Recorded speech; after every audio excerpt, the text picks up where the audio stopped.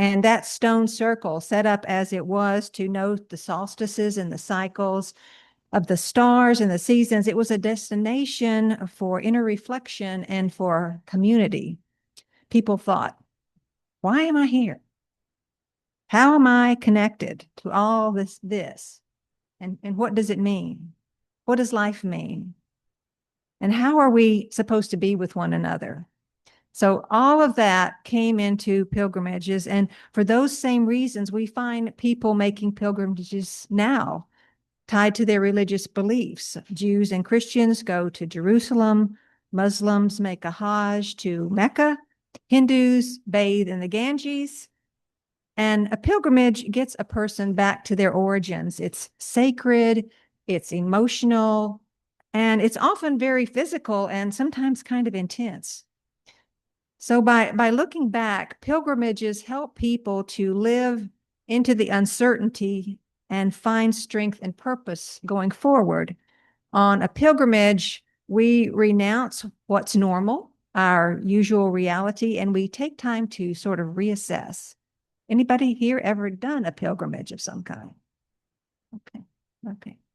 So we need all that now, because this is not the first time that people have been through darkness and moral crisis and an upending of life as they thought it was or was meant to be. And so we need time to think about, where are we going? What's going to happen?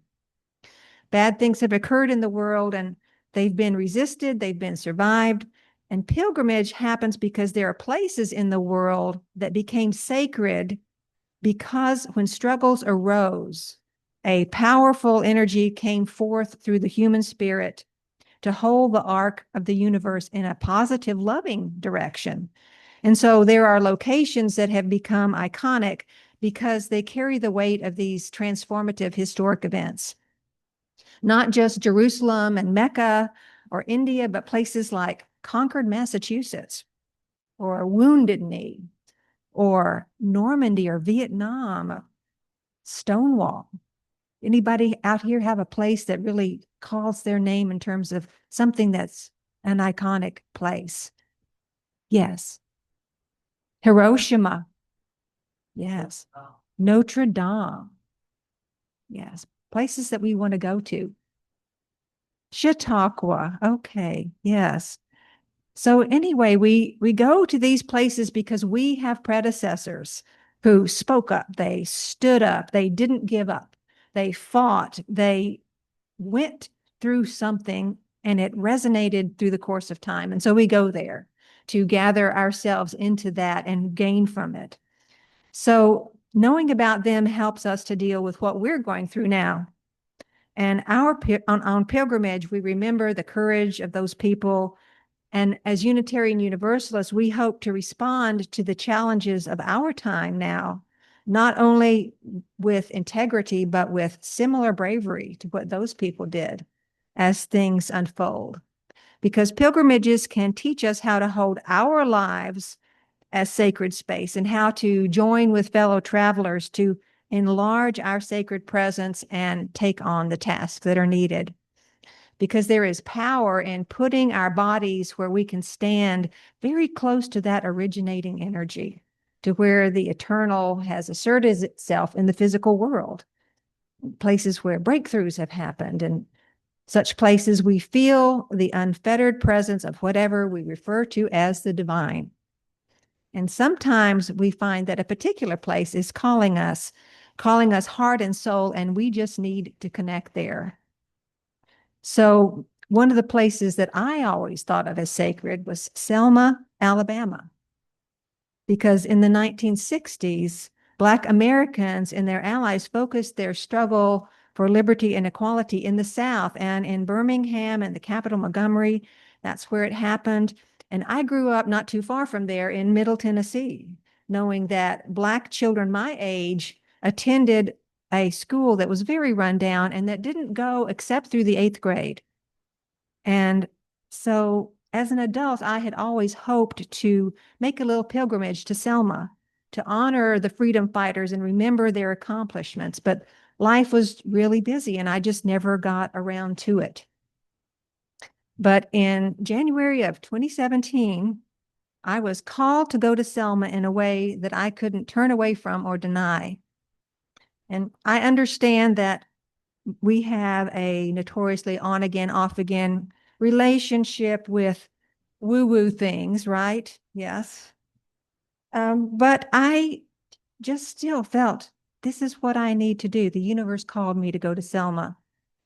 I had been living in Western North Carolina for many years, and periodically I would come to visit my family here in Texas. And so I would go through Atlanta and down through Montgomery and then make that turn at Mobile and take I-10 to Houston. And I would always pass that exit to Selma. And every time I would do that, I would say, not right now, maybe next time. But that day in January, I was on Interstate 10 and I was driving back to North Carolina after a Christmas visit, and I was feeling very, very low.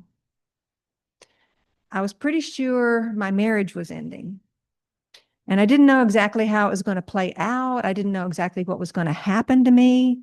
I was trying to shield my family from a lot of the ugly truth and deal with it on my own. And those were the days when my body was just running like an overheated engine. If you've ever been in trauma, you know what that's like. And I couldn't sleep, and tears were just under the surface at every minute. And then as I drove, I heard on the radio that Donald Trump, who was newly elected but not yet installed, was speaking at the new Civil Rights Museum over in Mississippi. And that just depressed me even further. And so as I drove, the temperature started to drop and it began to snow, which it rarely does in the deep South. And the roads were getting icy. And just then I saw these flashing lights, and some Alabama state troopers were throwing up signs saying they were going to close the interstate. And there was a big red detour sign that was pointing me to an exit. And when I looked at where I was being sent, I saw that it was the road to Selma and that I was finally going to make that long overdue pilgrimage. And so I definitely felt that, laughable or not, this was a divine intervention.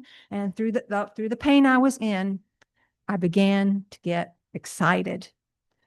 I felt I was being called to Selma, and I was going to stand in the presence of all that overcoming energy. And I was going to walk the Edmund Pettus Bridge where John Lewis and the freedom fighters had clashed with the police and where they were beaten up but still strode arm in arm on their way to Montgomery, saying yes to the fight and singing for joy. Well, when I got into town, it seemed really kind of slow and ordinary. It's like it was still 1963. You'd think it would have changed a lot, but it has not really. And I parked in sight of the bridge by this Rexall drugstore with an old neon sign. And the air was freezing, and there was a thin blanket of ice over everything, and snow was on the ground. And so I walked down the street and up the incline toward the top of the bridge, and I was crying. And when I got to the top, I looked out over this cold river and then down the road into the distance toward Montgomery.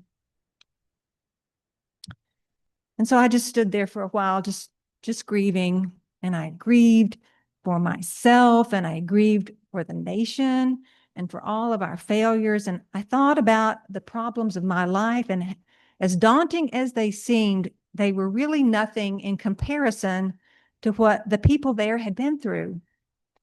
I thought, look at what they did. Look at what they overcame. And I just felt so moved and humbled by that example. And it was a very sacred watershed moment for me. And being there helped me to know that I was going to go forward and that things were going to happen to me that never would have happened otherwise. And that was going to be somehow good. And so it has proven to be, because it has brought me here to you today. So time and time again, I've been helped by my journey to sacred places, places which helped me to find my own sacred motion, places which helped me to know myself better and to feel stronger and more empowered and peaceful. The simplest definition of a pilgrimage that I can think of is that you take your body to a place that has some existential importance. And as a result of that trip, you learn something that transforms you. We often think of a pilgrimage as a huge undertaking, like a big trip to walk the Camino de Santiago, right, in Spain. You think, oh, this is going to be a lot of planning. There's going to be a lot of money. Usually you're moving through a physical experience, walking, traveling, not necessarily to exhaustion, but with an awareness that the spiritual doesn't just exist in the abstract, that it's something you have to really own, you have to live it. And so I do believe that what is holy can be felt in the body. And so on pilgrimage, we go in search of that to make the holy take its place in us again, or maybe come there for the first time. So to take a pilgrimage means that we leave home and we go somewhere so that we can come back and be more complete. We may find ourselves in places that are utterly strange to us, but we hope to recover something that's missing and bring it back to our everyday lives. We take a pilgrimage with curiosity, with humility, and we explore the intersection of the universal and the human. One of the themes that I've always wanted to explore in my life and my ministry is this idea of separation. Why are we so divided from one another? I've thought about this in my chaplaincy work as well. Why are we so divided from our own spirits? What will bring about reconciliation and connection? Because we all hope to be more calm, more whole within ourselves. I wanted to know myself better. I wanted to know what I was made of and where my determination and independence came from. And so I've taken other pilgrimages on my own to discover that. I went to Avery County, North Carolina, which is up in the far west, most rural, mountainous portion of that state, and went down some old country roads and found these little Christmas tree farms. And in the middle of the Christmas tree farms are these cemeteries where all my ancestors are buried. And they date back to the 1700s. And so I found one who was in the Battle of Kings Mountain, which was a Revolutionary War battle. And he walked home from the war back to his farm when he was in his 50s. And after he had helped overcome the tyranny of a king, he came back and started farming again and had his family, and he lived there until he was 114 years old. And so I connected that to the energy and resilience in my own DNA and felt his love of nature and of solitude and freedom. And so that region is a sacred space for me. And my trip there told me more about who I was and gave me clarity. But there is always a caveat. There's always some complexity around pilgrimage that becomes part of our learning. Because in Alabama, I went around with a deep appreciation for the liberation work that had been done, but I also had this sadness that it was my forebears, some of whom were Confederates and even racists in my lifetime too, who had caused this dysfunction and this injustice. And then in North Carolina, I had to come to terms that it was the white settlers who had wrested the land away from the Cherokee, colonized and subjugated indigenous people. And so I had benefited from that wrongdoing in a way and was complicit with all of that. And so this too was part of what I was. And so there's always going to be something that we need to heal, but there's also going to always be something we need to own whenever we take a pilgrimage. And so I welcome the opportunities to explore all of those things, the positives and the negatives. And I carry them with me in my work. But 2 years after I made my own visit to Selma, I went back intentionally with an interfaith group of 10 women from the Houston area on a symbolic pilgrimage of reconciliation and solidarity and hope. And so what I had done on my own turned out to just be part of a longer journey. And we were Unitarians and we were Christians and we were Jewish and we were Muslim and we were white and we were Black and we were brown. And we lived and we traveled together in a house and lived in a house in Montgomery, an Airbnb, for 4 days. And we sat in circle together and we told each other about our beliefs and our lives and our struggles. And we visited all of these places and we cooked together. And so we just did so many things. We went to the Martin Luther King Jr. parsonage. We went to the Legacy Museum where there are these huge hanging tombstones that document the legacy of slavery and Jim Crow. If you haven't ever been there, I do recommend that you take this, because you can find your county. You can find Galveston County hanging from the ceiling, Harris County. I went and I found the counties where I had lived, and I saw the names of the people who had been lynched that came from those counties. And then in Selma, we remembered James Reeb and Violet Liuzzo, who are Unitarian Universalists who went to the civil rights struggle, the call, and they were called to go so strongly and bravely that they ended up giving their lives. James Reeb was killed on the street in Selma by a white racist. And so I thought about all of this and walked up the arch of the Edmund Pettus again, but this time I was among friends. And so my thinking then was the same as it is now, that we're separated from each other. So let's know one another and let's travel together. Let's travel together. And so a pilgrimage doesn't have to be something that's big. It can be small. We travel together. And when my women's pilgrimage started, only a few of us even knew each other. There were two other women who were UUs, and one of them was a friend of mine, and the other one I knew slightly, but everyone else I didn't know. But yet, after 4 days, we were bonded, and we're friends to this day. And so you may also go and gain inspiration, perhaps even to places where our predecessors have been. Transylvania is a starting to become a pilgrimage spot, places where Unitarianism was first accepted by a government as a valid faith, to where there was even at one time a Unitarian king. Can you imagine that?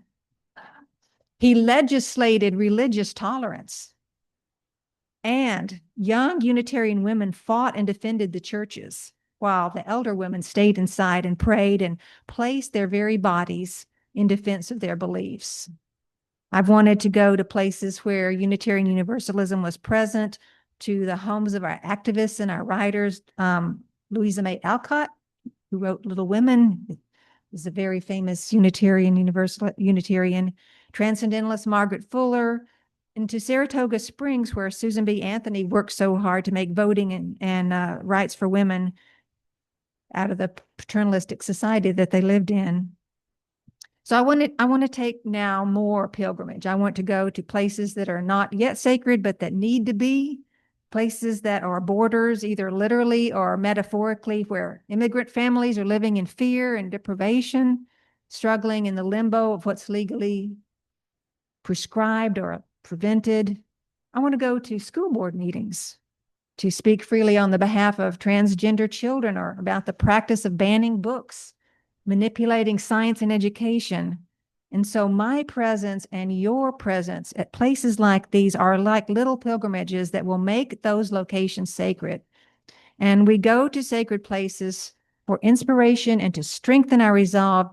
But all of these places are really just ordinary spots that ordinary people stood in, and stood on their sure faith that this is right and sacred. And they made those places extraordinary by showing up and using their voices, by setting aside their anxiety and their fear in favor of some unshakable truth about how we really ought to be living. And so right now, we are called to recognize that what we do now in these hard times will inspire the travelers of the future.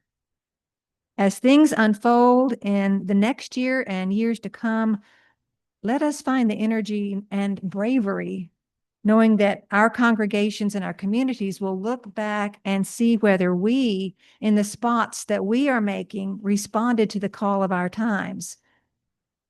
Well, on that pilgrimage to Selma, we went to 3 churches, places that started as sacred gathering spots to small congregations, but which have become national pilgrimage destinations. We went to the 16th Street Baptist Church, where 4 little girls were killed by a white supremacist bomb. We went to Brown's Chapel in Selma, where the Freedom Marchers started their journey on the road to Selma. And we sang hymns with a woman who had been a teenager and a freedom fighter years ago.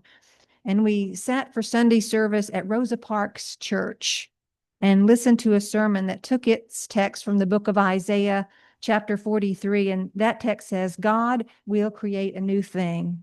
And the minister kept repeating that phrase, a new thing, as if to ensure listeners that there really would be something different, some new thing come to pass. And I felt those words as something to mobilize me to stand at the beginning of my path, our path, and just inhale and be happy to go because we know that right is on our side. And so pilgrimage helps us to move through periods of grief and pain and to recover where we are and what we can be. It acknowledges that both and fear and grief and hopelessness can exist right alongside possibility and transformation and love. And so remember that whatever we're facing now in these hard times when we feel so demoralized, pilgrimages remind us that our covenants of commitment are to one another, and we have our unshakable principles and values and our bonds and the wisdom and resources that we bring to each other in the places that we live. Well, when I was first called to Selma, I knew that I was entering a time in my life when I would be unmoored and everything was going to be new and strange. And so I was on a trip to somewhere. And it initially looked like it was a journey of pain and disintegration, but no. I was on a journey to become my best and my truest self. And so we all have that possibility in this moment because we're in a time when much is painful, much is unsolved, and our first impulse may be to shut down or to run away. But through our pain, let's begin to get excited because we're about to find out what we're made of. And Joseph Campbell wrote that if you can see your path laid out step by step, it's not your path. You make your path with every step you take, one right decision, one brave choice at a time. And so we're not the first pilgrims, and we won't be the last.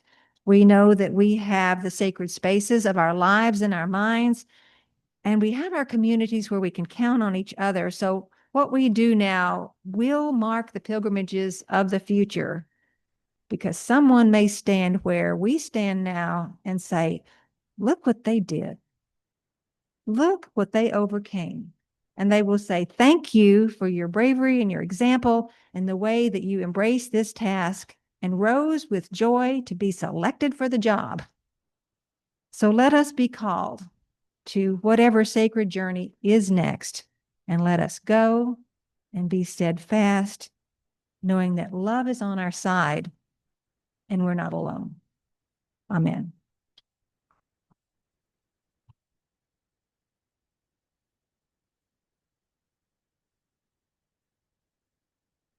Well, our closing hymn is number 168. Take the time to find it. One more step and rise as you're willing or able in the gray hymnal.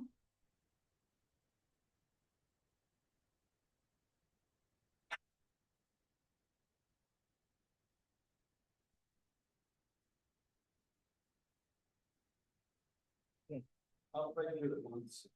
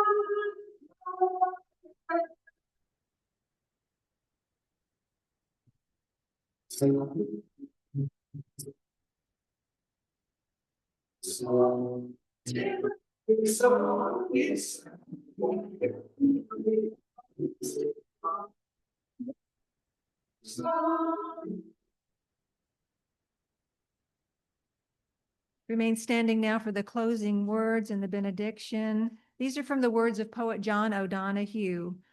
When you travel, a new silence goes with